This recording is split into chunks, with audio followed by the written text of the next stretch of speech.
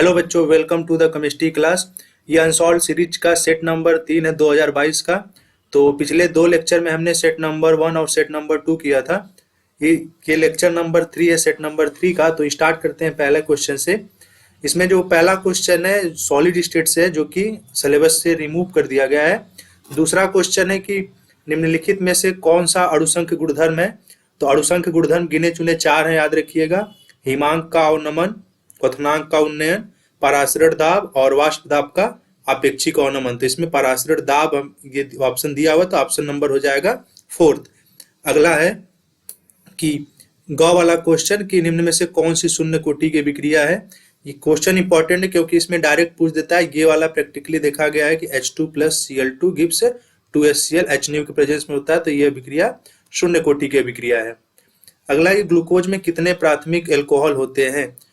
तो ये क्वेश्चन थोड़ा टिपिकल है। अगर देखा जाए यहाँ पे तो इसका ऑप्शन होगा 1, लेकिन अगर आप कंफ्यूज रहेंगे तो जो इसका स्ट्रक्चर होता है ये CHO, यहाँ पे CHOH, फिर यहाँ पे मतलब ये 4 बार होता है और यहाँ पे CH2OH।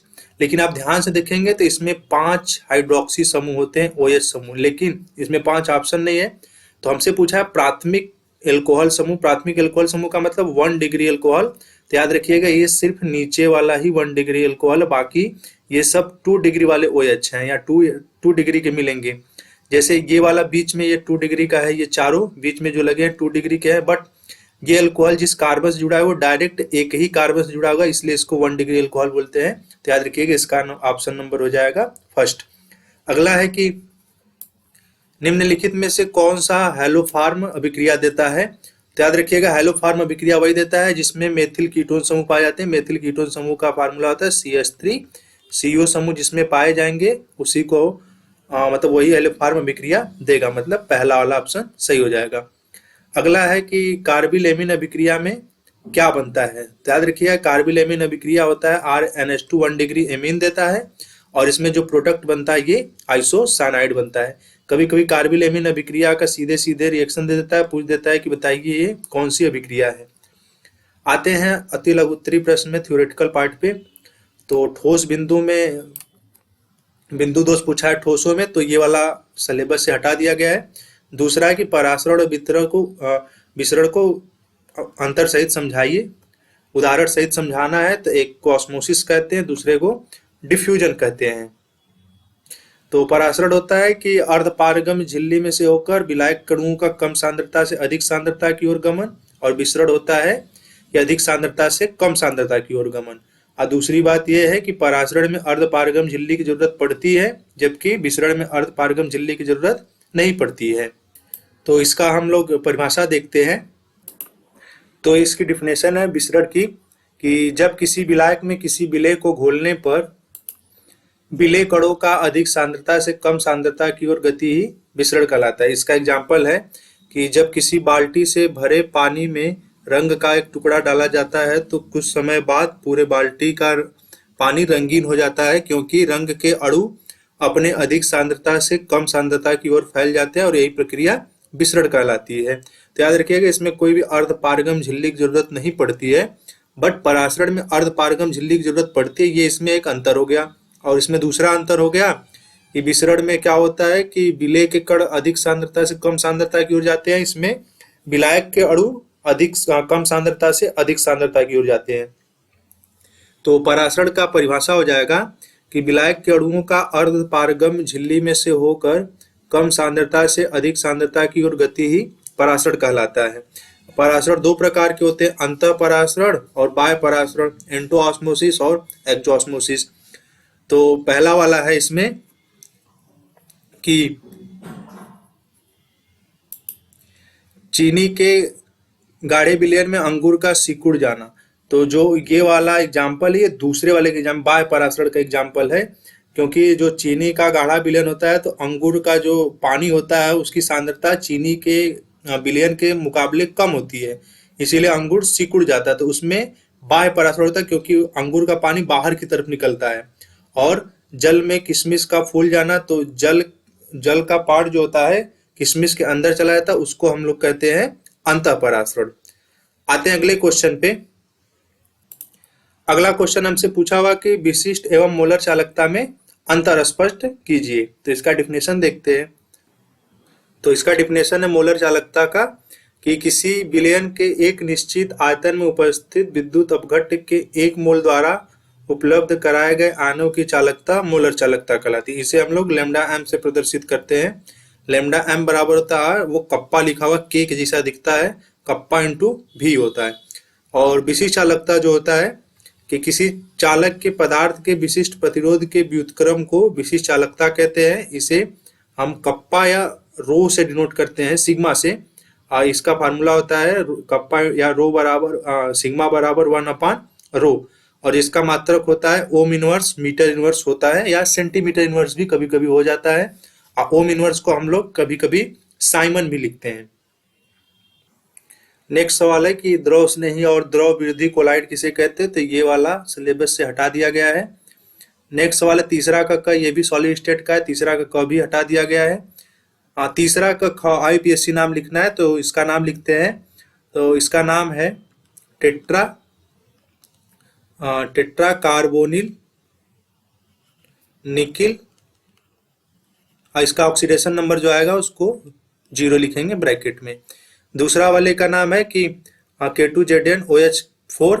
तो इसका नाम बन जाएगा पोटेशियम, ये शुरू में 4 बार है तो यहाँ पे टेट्रा हाइड्रोक्सो जिंकेट, और इसका ऑक्सीडेशन नंबर आएगा यहाँ पे सेकेंड हो जाएगा। तीसरा का ग कि मानव शरीर में प्रोटीन का कार्य क्या है और इसमें प्रोटीन के विकृतीकरण से आप क्या समझते हैं। तो ये 2023 के सेट में भी आ चुका है, तो इसे देखते हैं।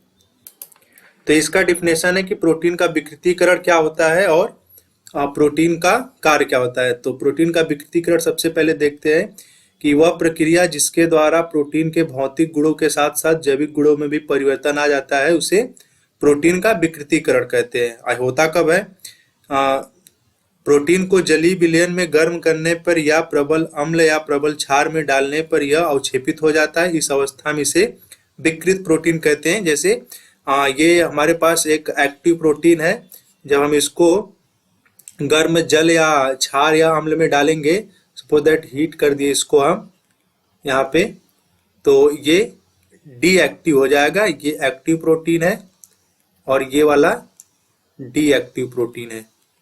ये दूसरा है कि इसका कार्य और महत्व क्या है। तो कार्य और महत्व देखेंगे कि पहला इसमें है कि यह शरीर की वृद्धि करता है। दूसरा कि यह क्षतिग्रस्त कोशिकाओं और ऊतकों का निर्माण करता है। और तीसरा है कि यह एंजाइम तथा हार्मोन्स का संश्लेषण करता है। चौथा, यह कार्बोहाइड्रेट तथा वसा के अभाव में शरीर को ऊर्जा प्रदान करता है। और यह एंटीबॉडी मतलब प्रतिजैविक के रूप में शरीर की सुरक्षा करता है, मतलब रोगों से लड़ने में काम आता है। अगले सवाल की तरफ चलते हैं। अगला पूछा है कि गैर धातु क्या है, इनके गुण लिखिए। तो गैर धातु के बारे में आप लिख सकते हैं।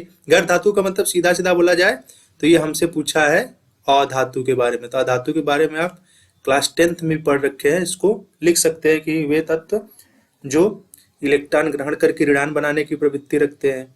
और दूसरी बात है कि इसमें तन्यता गुण नहीं होता, ये आघात वर्धनीय नहीं होते, ये ध्वनिक नहीं होते, ये विद्युत के कुचालक होते हैं ग्रेफाइट को छोड़कर।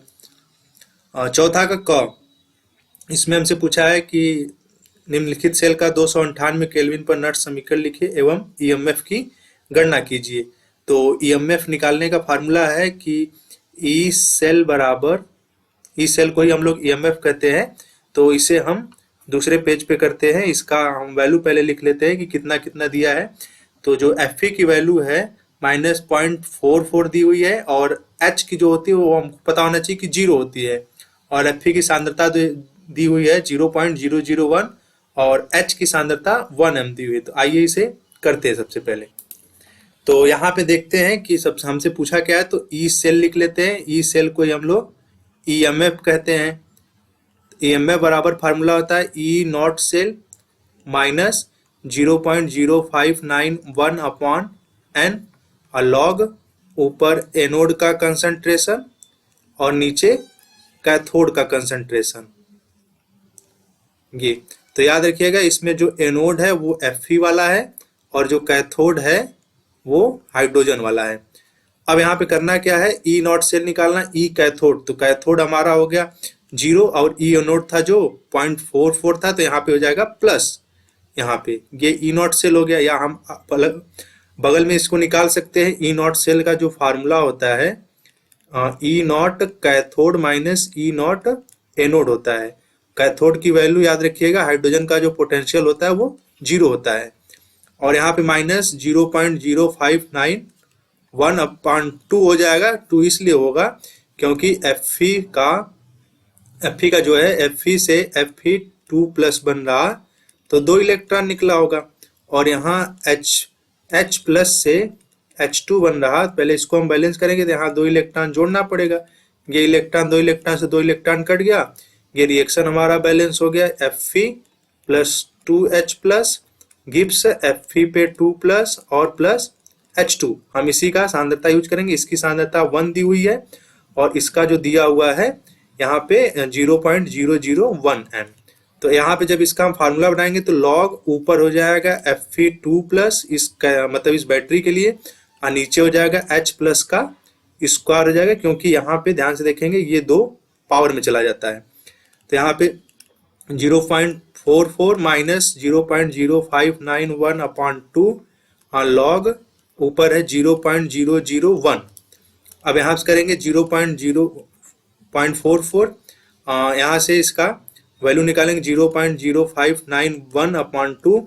इसको हम लोग लिख सकते हैं log 10⁻⁻3। ये 3 पहले चला जाएगा तो 3 हो जाएगा, यहाँ माइनस माइनस प्लस हो जाएगा। 0.44 माइनस 0 ये प्लस हो जाएगा 0951/2 इंटू 3 हो जाएगा। अब हम इसे आगे कैलकुलेट जब करेंगे तो इसकी वैल्यू निकल के आएगी, इसका 3 का मल्टीप्लाई इसमें करने पर जब इसका ये 0.44 है और इसमें प्लस इसका 3 का मल्टीप्लाई करेंगे और 2 का भाग करेंगे तो आएगा 0.088, और इसको जोड़ने पर टोटल वैल्यू जो आएगी 0.5528 वोल्ट। ये हमारा आंसर हो गया। नेक्स्ट सवाल की तरफ चलते हैं। अगला सवाल है कि फेलिंग बिलियन, सॉरी ये वाला है कि ये ख वाला जो क्वेश्चन है ये तो क्वेश्चन हटा दिया गया है, जो कि टिंडल प्रभाव पूछा हुआ है और हमको यहाँ पे वैद्युत का संचलन पूछा हुआ है। अगला पूछा हुआ है हमसे कि एमीन किसे कहते हैं, प्राथमिक द्वितीयक एमीन को एक एक उदाहरण देते हुए समझाइए। तो एमीन अमोनिया के एल्किल व्युत्पन्न को हम एमीन कहते हैं। अब हमसे पूछा हुआ है कि प्राथमिक द्वितीयक और तृतीयक एमीन समझाना है। तो प्राथमिक एमीन कहते हैं कि जिसमें जो N होता है, इसे हम लिख दें अगर इसे RnH2, तो ये वाला एमीन जो होगा ये 1 डिग्री एमीन होगा, जिसे हम प्राथमिक एमीन कहते हैं, क्योंकि नाइट्रोजन इसमें डायरेक्ट एक कार्बन से अटैच है, जिसे हम लिख सकते हैं CH3NH2। इसका नाम है मेथिल एमीन। दूसरा है जैसे इसी तरह लिख सकते हैं CH3 का ट्वाइस और यहाँ पे हो जाएगा NH, और इसको हम ऐसे भी लिख सकते हैं CH3NH, इधर भी CH3। ये N डायरेक्ट 2 कार्बन जुड़ा है तो ये 2 डिग्री एमीन है, या इसे हम द्वितीयक एमीन भी कहते हैं। और तीसरा वाला हो गया CH3, यहाँ पे थ्राइस और यहाँ पे सिर्फ N लिखा जाएगा, और इसे हम ऐसे भी लिख सकते हैं CH3, इस साइड CH3 और इस साइड भी CH3। ये हो गया हमारा 3 डिग्री एमीन। नेक्स्ट सवाल है कि फेलिंग विलयन क्या है, ग्लूकोज के साथ गर्म करने पर इसमें क्या परिवर्तन होगा, समीकरण भी दीजिए। तो फेलिंग विलयन जो होता है वो सोडियम पोटेशियम टार्ट्रेट का एक विलयन होता है। अगर इसको हम लिखना चाहें कि फेलिंग विलयन क्या होता है तो इसे लिख सकते हैं कि कॉपर सल्फेट विलयन में सोडियम पोटेशियम टार्टरेट का NaOH विलयन में NaOH विलयन मिलाने पर फेलिंग विलयन बनता है। और उसके आगे पूछ रखा है कि ग्लूकोज के साथ गर्म करने पर इसमें क्या परिवर्तन होगा और समीकरण भी दीजिए। तो ग्लूकोज के साथ हमें इसको गर्म करना है, तो अगर हम इसे लिखें अगर, तो ग्लूकोज का जो फार्मूला होता है, इसका फार्मूला होता है CHO और यहाँ पे CHOH, यहाँ पे 4 और यहाँ पे CH2OH, और हमें फेलिंग बिलियन पूछा है, तो वहां से टोटल जो फिगर निकल के आता है फेलिंग बिलियन का, उसको हम लोग लिखते हैं CuO, क्यूप्रिक ऑक्साइड इसका नाम है। इसको हम फेलिंग बिलियन के नाम से भी जानते हैं। तो ये क्या होता है, ये इसको ग्लूकोज इसको रिड्यूस कर देता है और ये खुद ऑक्सीडाइज जाता है, तो ये बन जाता है COOH, और नीचे यहाँ पे CHOH के बाहर 4 और यहाँ पे CH2OH और प्लस ये Cu2O बन जाता है। यहाँ पे हम 2 बढ़ा देते हैं। इसका जो नाम है इसको हम कहते हैं ग्लूकोनिक एसिड। ये बन गया हमारे पास, समीकरण भी हो गया और बता भी दिया गया कि क्या बनता है। नेक्स्ट सवाल की तरफ चलते हैं। अगला सवाल हमसे पूछा है 5वां का क कि मोल प्रभाज से आप क्या समझते हैं, डिफिनेशन पूछा हुआ है। और उसमें अगला सवाल भी दे रखा है कि विलेय के मोल प्रभाज एवं वाष्प दाब के अनुमान संबंध का समीकरण लिखना है। मतलब हमें सीधा सीधा अगर देखा जाए तो ये राउल्ट का नियम पूछ रखा है, समीकरण बताना है। उसी में एक और सवाल है कि यूरिया का 1 बिलियन भारानुसार 6% है। बिलियन में उपस्थित यूरिया तथा जल का मोल प्रभाज ज्ञात कीजिए। यूरिया का अणुभार दे रखा है कितना होता है। तो सबसे पहले आइए इसका न्यूमेरिकल देखते हैं कि होगा क्या।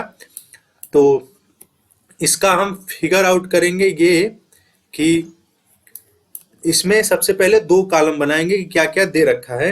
तो यहाँ पे हम 2 कॉलम सबसे पहले बनाएं और एक में लिख दें यूरिया और दूसरे में लिख देते हैं जल। हम इसको मान लेते हैं कि ये विलेय है, तो इसको छोटा n मान रखते हैं और इसको बड़ा वाला मान लेते हैं। मतलब सब वैल्यू इसमें कैपिटल में मानेंगे, या आप N1 N2 भी मान सकते हैं। तो अगर ये 6% है तो इसका मतलब ये अगर 6 ग्राम है तो बाकी जो बचा 94 ग्राम ये रहा होगा। तो ये छोटा W मान लेते हैं, ये कैपिटल वाला मान लेते हैं। छोटा m दे रखा है क्वेश्चन में 60 है और इसके लिए हमको पता है कि जल का होता है 18। तो यहाँ से अगर छोटा n निकाले तो 6/60 आएगा, मतलब 1/10 आएगी वैल्यू। 1/10 का मतलब 0.1। और यहाँ से कैपिटल M निकालेंगे तो कैपिटल W अपन कैपिटल M 94/18, तो ये आएगा लगभग 5.2। तो अब यहाँ से क्या करेंगे कि अगर यूरिया का मोल प्रभाज निकालना है तो यहाँ पे इसे काई बनाएंगे, लिखेंगे यहाँ पे यूरिया। तो यूरिया का मोल प्रभाज निकालेंगे तो यूरिया का मोल बटे कुल मोल, तो यहाँ पे हो जाएगा 5.1 प्लस में हो जाएगा। और यहाँ पे जब निकालेंगे मोल प्रभाज H2O का तो इसका मोल बटे कुल मोल, तो यही होगा 5.2 प्लस 0.1। अब इसकी वैल्यू जब निकालेंगे टोटल तो कैलकुलेट करने पर आएगा जो, उसको अगर हम जोड़ रहे हैं अगर 1 के बराबर या 1 आ जा रहा तो हमारा उत्तर सही है, नहीं तो फिर उत्तर में कहीं मिस्टेक है। तो इसका उत्तर आएगा, तो पहले वाले का उत्तर आएगा लगभग 0.08018। ये पहले वाले को हो गया, यूरिया का मोल प्रभाज हो गया। और दूसरे वाले का आएगा 0.981। मोल प्रभाज का कोई मात्रक नहीं होता, इन दोनों को अगर जोड़ देते हैं अगर 1 के करीब आया तो इसका मतलब हमारा उत्तर आ गया। मतलब उत्तर ये होगा और उत्तर ये होगा। उसका हम परिभाषा देखते हैं और उसमें समीकरण देख लेते हैं कि उसका क्या होता है। हमें राउल्ट का समीकरण पूछ रखा है। तो राउल्ट का समीकरण जो होता है, वाष्प दाब का अपेक्षिक अनुमान जो होता है P0 minus PS upon P0 equal to N/N+N होता है। ये हो गया राउल्ट का नियम। अगर इसको और मॉडिफाई करके लिखा जाता है तो ये इसमें आता है P0 minus PS upon P0 बराबर small w upon small m, capital M upon capital W। ये हो गया ये दूसरे वाले का। अगला हमसे पूछा है कि मोल प्रभाज क्या होता है। तो मोल प्रभाज देखते हैं उसकी डिफिनेशन। मोल प्रभाज को हम मोल अंश या अणु भिन्नांक के नाम से जानते हैं, इंग्लिश में इसे मोल फ्रैक्शन कहते हैं। तो इसका डिफिनेशन है कि बिलियन में उपस्थित किसी एक घटक के मोलों की संख्या तथा बिलियन में उपस्थित कुल घटकों के मोलों की संख्या को उस घटक का मतलब मोलों की संख्या के अनुपात को उस घटक का मोल प्रभाज कहते हैं। जैसे विलेय की मोलों की संख्या को हमने Na मान लिया, विलायक के मोलों की संख्या को Nb मान लिया। तो विलेय का अगर मोल प्रभाज निकालना है तो Na upon Na plus Nb, और अगर विलायक के निकालना है तो बस Nb ऊपर जाएगा, नीचे सेम रहेगा। ये हमारा मोल प्रभाज हो गया। अगले सवाल की तरफ चलते हैं। यहाँ पे नीचे लिख भी रखे हैं, यहाँ पे राउल्ट का जो रूल होता है कि P0 minus PS upon P0 Na upon Na plus Nb। अगला सवाल है कि अभिक्रिया की आणविकता तथा कोटि में अंतर स्पष्ट कीजिए। प्रथम कोटि की एक अभिक्रिया में 100 सेकंड में पदार्थ की सांद्रता प्रारंभिक सांद्रता की आधी रह जाती है, तो वेग स्थिरांक की गणना कीजिए। तो अभिक्रिया की कोटि और आणविकता में जो अंतर है, तो सबसे पहले आणविकता अगर लिखे हैं देखा जाए तो लिख सकते हैं कि अगर लिखना चाहे तो अभिक्रिया की आणविकता हमेशा एक पूर्ण संख्या होती है। अगर कोटि में लिखेंगे तो अभिक्रिया की कोटि पूर्णांक तथा भिन्नात्मक भी हो सकती है। दूसरा है इसमें आणविकता में कि अभिक्रिया की आणविकता कभी भी शून्य नहीं होती, क्योंकि अभिक्रिया की आणविकता ही शून्य हो जाएगी तो इसका मतलब रिएक्शन एग्जिस्ट ही नहीं करता। और उसमें क्या होता है कि अभिक्रिया की कोटि शून्य भी हो सकती है। ये दो अंतर हो गए। तीसरा कि अभिक्रिया की आणविकता में तीसरा अगर लिखना चाहें तो इसकी परिभाषा लिख सकते हैं कि आणविकता अभिक्रिया पद में भाग लेने वाले अणुओं की संख्या को बताती है। और उस वाले में लिखेंगे कि अभिक्रिया की कोटि अभिक्रिया के वेग तथा अभिकारकों में सांद्रता में संबंध बताती है। जो अभिक्रिया की कोटि होती है अभिक्रिया के वेग और अभिकारकों की सांद्रता में संबंध बताती है। और इसमें अगर लिखना चाहें अभिक्रिया की आणविकता में तो अभिक्रिया के प्राथमिक पद में भाग लेने वाले अणुओं की संख्या को आणविकता कहते हैं, अभिक्रिया की आणविकता कहते हैं। और उसमें लिखेंगे कि अभिक्रिया के वेग को प्रभावित करने वाले अणुओं की कुल संख्या को अभिक्रिया की कोटि कहते हैं। ये टोटल हमारे पास 4 अंतर हो गए। और उसमें पूछा हुआ है एक सवाल हमसे कि 100 सेकंड में पदार्थ की प्रारंभिक सांद्रता की आधी रह जाती है, तो सीधा सीधा हमसे बोल रखा है वो कि उसने टी हाफ दे रखा है। और जब टी हाफ दे रखा है तो हम जानते हैं कि प्रथम कोटि अभिक्रिया के लिए के बराबर 0.693 बटे टी हाफ होता है। और टी हाफ की वैल्यू दे रखी है 100 सेकेंड, तो के बराबर हो जाएगा 0.693 अपान 100। और यहाँ से लिखेंगे अगर तो ये आएगा 6.93, ये 10 के पावर 2 तो था, ऊपर जाएगा -2, एक हमने इधर कर लिया तो बन जाएगा 10 के पावर -3 सेकेंड इनवर्स हो जाएगा। अगर मिनट दिया होता तो मिनट इनवर्स हो जाता। अगले सवाल की तरफ चलते हैं। ये अगला सवाल दिया हुआ कि संक्रमण धातु एवं उनके अधिकांश यौगिक अनुचुंबकीय होते हैं। और दूसरा है कि संक्रमण धातुएं एवं इनके अनेक यौगिक उत्तम उत्प्रेरक का कार्य करते हैं। तो आइए इसका सॉल्यूशन देखते हैं कि लिखेंगे कैसे। तो अगर इसका हम सॉल्यूशन देखें तो पहला है कि हो सकता है आपको क्लियर न दिखाई दे, बट मैं पढ़ देता हूं कि संक्रमण धातुएं अनुचुंबकीय व्यवहार प्रदर्शित करती हैं। अनुचुंबकत्व अयुग्मित इलेक्ट्रॉनों की उपस्थिति के कारण उत्पन्न होता है, जिसमें प्रत्येक इलेक्ट्रॉन के पास एक चुंबकीय आघूर्ण होता है जो उसके स्पिन कोणीय गति और कक्षीय कोणीय गति से जुड़ा होता है। हालांकि पहली संक्रमण श्रृंखला में कक्षीय कोणीय गति खत्म हो जाती है, इसलिए परिणामी अनुचुंबकत्व केवल अयुग्मित इलेक्ट्रॉन के कारण होता है। अगला हमसे पूछा हुआ है कि संक्रमण धातुएं और उनके यौगिक उत्तम उत्प्रेरक का कार्य करते हैं। तो ये 4th वाला देख सकते हैं आप। तो देखिए इसमें आपको 3 चीजें मिलेंगी, पहला तीसरा। तो तीसरा वाला आपसे पूछता है कि रंगीन यौगिक क्यों होते, तो इसमें तीसरे का भी उत्तर लिखा हुआ है। और चौथा वाला, तो इसमें चौथा वाला जो है कि संक्रमण तत्वों की उत्प्रेरक गतिविधि जो होती है 2 प्रमुख तथ्यों द्वारा समझाया जा सकता है। और इसमें जो पहला है कि परिवर्तनशील ऑक्सीकरण अवस्था दिखाने में, संकुल यौगिक बनाने में उनकी क्षमता के कारण संक्रमण धातुएं अस्थिर मध्यवर्ती यौगिक बनाती। इस प्रकार वे अभिक्रिया के लिए कम संकीर्ण ऊर्जा, जिसे हम E से डिनोट करते हैं, E का मतलब एक्टिवेशन एनर्जी होता है, कम संकीर्ण ऊर्जा के साथ एक नया माध्यम प्रदान करते हैं। और इसमें दूसरा लिख सकते हैं कि संक्रमण धातुओं भी होने वाली अभिक्रियाओं के लिए एक उपयुक्त सतह प्रदान करती हैं। तो ये इसका दोनों का उत्तर हो गया। नेक्स्ट सवाल की तरफ चलते हैं। अगला सवाल पूछा हुआ है कि निम्नलिखित को उदाहरण सहित समझाइए। पहला है कि लिगैंड और दूसरा है संयोजकता आबंध सिद्धांत। तो लिगैंड की परिभाषा है कि वह आणविक या आणिक स्पीशीज जो संकर यौगिक में केंद्रीय धातु परमाणु या आयन से अस्थायी रूप से जुड़ी होती है, लिगैंड कहलाता है। या वह परमाणु आयन या परमाणुओं का समूह जो केंद्रीय धातु परमाणु को इलेक्ट्रॉन युग्म देने की प्रवृत्ति रखता है, लिगैंड कहलाता है। तो जो इसमें लिगैंड है हमारा वो Cn है और ये सेंट्रल मेटल एटम है, ये काउंटर आयन है जिसे हम लोग एक्टिव मेटल भी कहते हैं।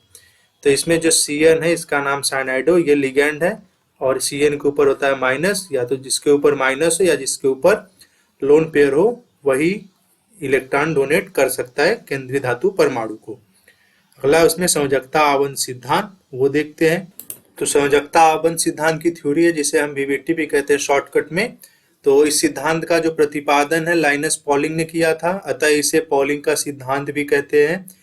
इस सिद्धांत के अनुसार संकर का निर्माण एक लुईस क्षार, ब्रैकेट में जिसे लिगेंड कहते हैं, मतलब लिगेंड जो होता है लुईस क्षार की तरह बिहेव करता है क्योंकि ये लोन पेयर डोनर होता है, इसीलिए हम इसे लुईस क्षार कहते हैं। तथा एक लुईस अम्ल धातु या धातु आयन, क्योंकि जो केंद्रीय धातु परमाणु होता है वो लोन पेयर एक्सेप्टर होता है, के मध्य हुई एक अभिक्रिया है जिसके परिणाम स्वरूप लिगेंड तथा धातु के मध्य उपसहसंयोजक बंध का निर्माण होता है। अब इसमें इसकी अवधारणाएं लिखी हुई हैं कि वीवीटी कौन कौन सी अवधारणा उसने क्या कौन से पॉइंट दिए थे। तो देखते हैं, इसमें पहला है कि केंद्रीय धातु परमाणु या आयन में कई रिक्त कक्षक उपस्थित होते हैं जिनमें लिगेंड द्वारा दिए गए इलेक्ट्रॉन समावेशित होते हैं। दूसरा है कि केंद्रीय धातु परमाणु या रिक्त परमाणु कक्षक आवश्यकता अनुसार संकरण में भाग लेते हैं। तीसरा, केंद्रीय धातु परमाणु या आयन के अनाबंदी मतलब नॉन बॉन्डेड इलेक्ट्रॉन अप्रभावित रहते हैं तथा रासायनिक बंध निर्माण में भाग नहीं लेते हैं।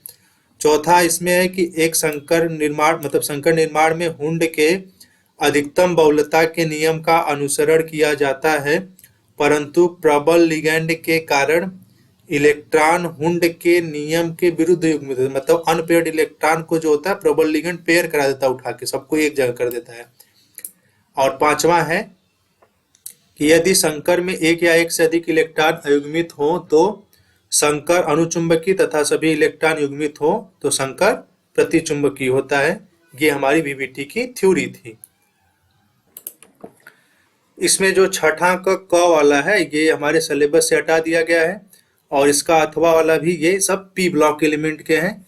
और उसके बाद इसमें जितने भी सवाल हैं सब इधर के ये वाले कट गए हैं, ये वाले भी कट गए, ये भी। अगला है कि मोनोहाइड्रिक अल्कोहल क्या है, इनके क्वथनांक उच्च होते हैं, मतलब क्यों होते हैं ऐसा, और इसकी विरचन की कोई दो विधि, विरचन का मतलब निर्माण की दो विधि लिखना है। तो लिखते हैं। तो इसका परिभाषा है कि वे अल्कोहल जिनमें केवल एक OH समूह पाया जाता है मोनोहाइड्रिक अल्कोहल कहलाते हैं। इनका सामान्य सूत्र जो होता है CnH2n+1 और OH होता है। जैसे अगर n बराबर हम 2 रख दें तो यहाँ से निकल जाएगा C2H5OH, ये हो गया। अब उसका पूछा है कि क्वथनांक उच्च क्यों होता है, तो अल्कोहल के मध्य बनने वाले हाइड्रोजन बंध की शक्ति OH बंध की तुलना में OH बंध की ध्रुवणता पर निर्भर करती है। ध्रुवणता का मतलब पोलराइजेशन होता है कि कौन कितना पॉजिटिव निगेटिव होगा।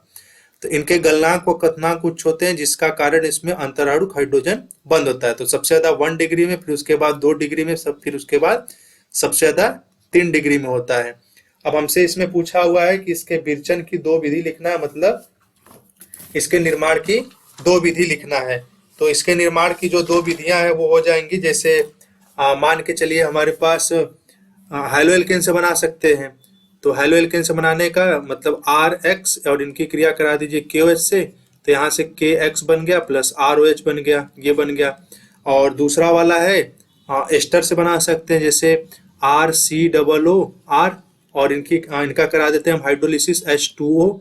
तो H2O को हम लिख सकते हैं HOH, तो यहाँ से OR और यहाँ से H मिलके बना दिया ROH, और यहाँ से एसिटिक एसिड भी बाहर बन गया। ये हमारे पास ये 2 तरीके हो सकते हैं, और भी बहुत सारे तरीके हैं। फॉर्मल्डिहाइड का हम ग्रिग्नार्ड से करा देंगे तो भी 1 डिग्री अल्कोहल बन जाएगा, मतलब प्राइमरी अल्कोहल या मोनोहाइड्रिक अल्कोहल बन सकते हैं। अगले सवाल की तरफ चलते हैं।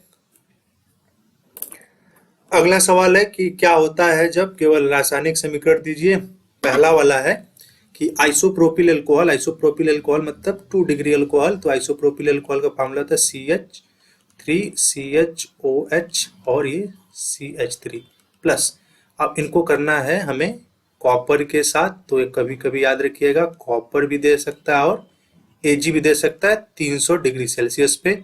यहाँ से इसका हो जाता है बी हाइड्रोजनीकरण का मतलब बीच से H2O निकल जाता है, और यहाँ पे बनता है हमारे पास CH3 और CO और CH3, तो बन जाता है ये एसीटोन। दूसरा वाला सवाल है कि फिनॉल को ठंडे तथा तनु के साथ मतलब गर्म तनु HNO3 के साथ क्रिया कराते हैं।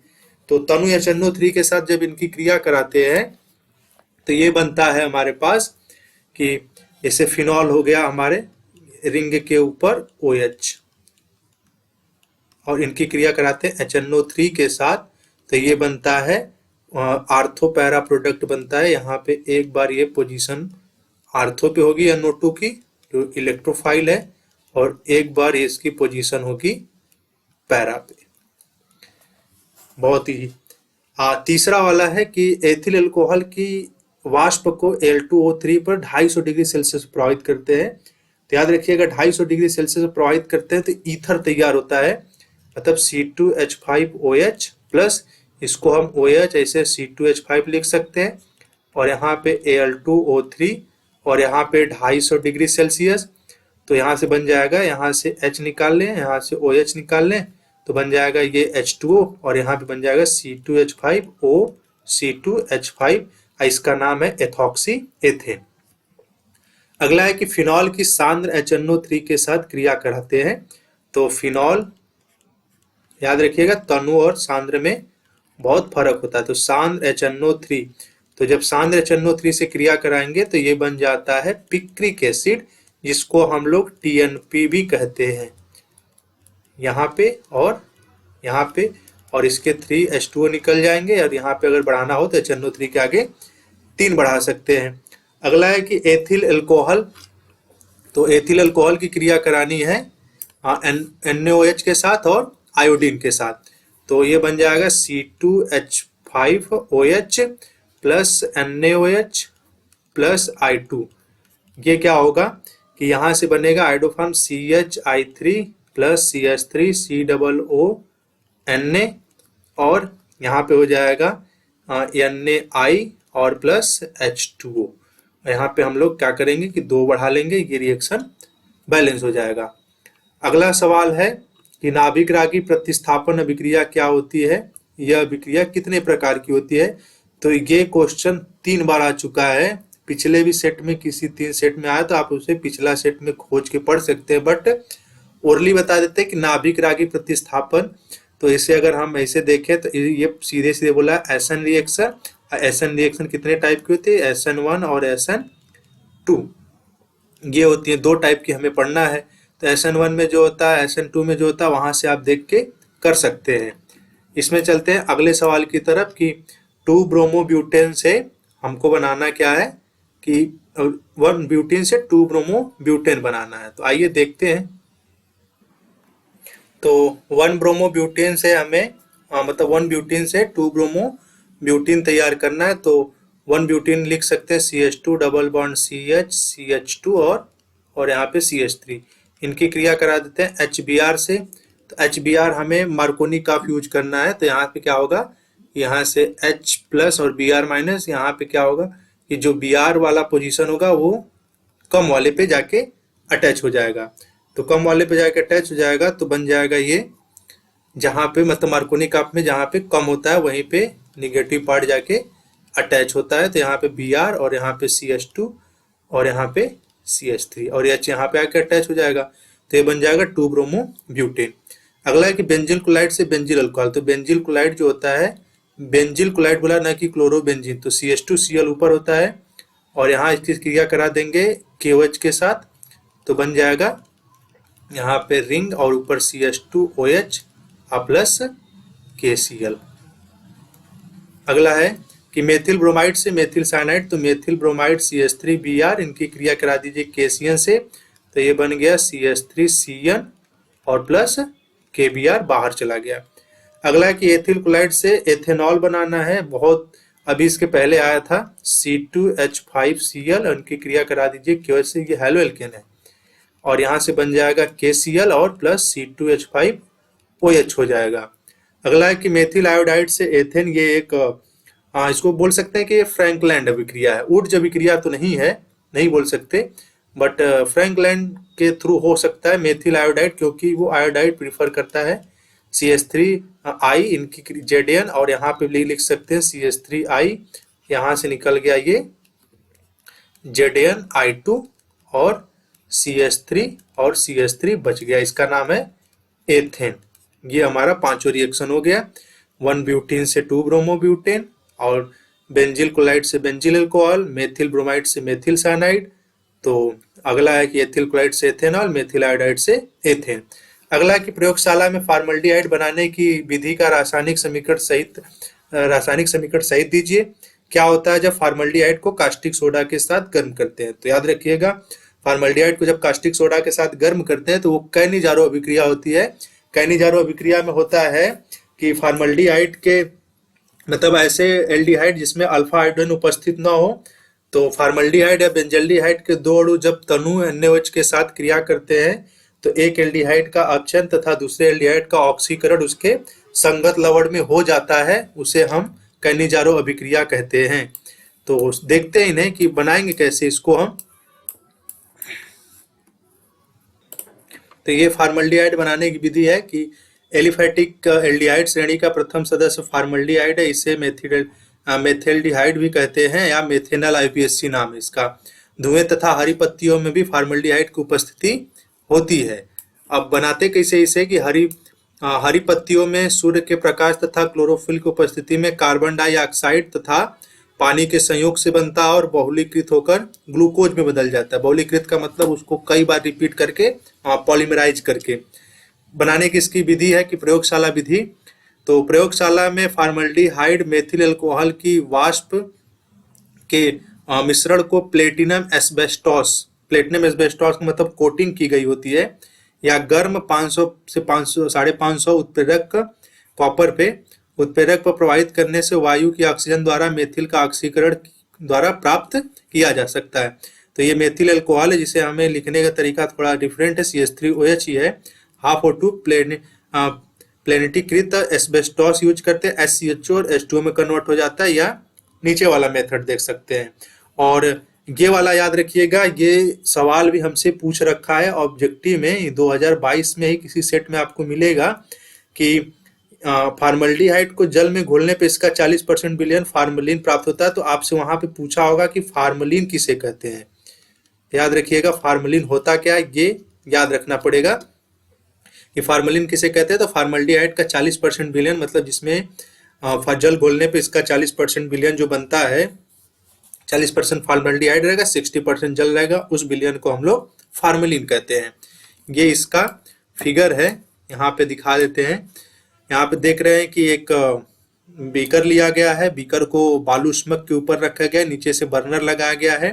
ये यहाँ से एक टेस्ट ट्यूब गया, ये हमारा प्लेनेटीकृत एस्बेस्टोस है जिसपे कि प्लेटिनम की कोटिंग की गई है। यहाँ पे भी एक बर्नर लगाया गया है, और यहाँ से जब ये इसकी वाष्प बन के आती है 550 डिग्री सेल्सियस पे, तो यहाँ पे सक्शन पंप जो होता है जो खींच के बाहर कर देता है और पानी नीचे रह जाता है। पानी इसलिए लगाया जाता है कि जो उसमें पार्टिकल हो वो पानी के साथ धुल कर नीचे बैठ जाए और हमें शुद्ध फॉर्मल्डिहाइड प्राप्त हो जाए।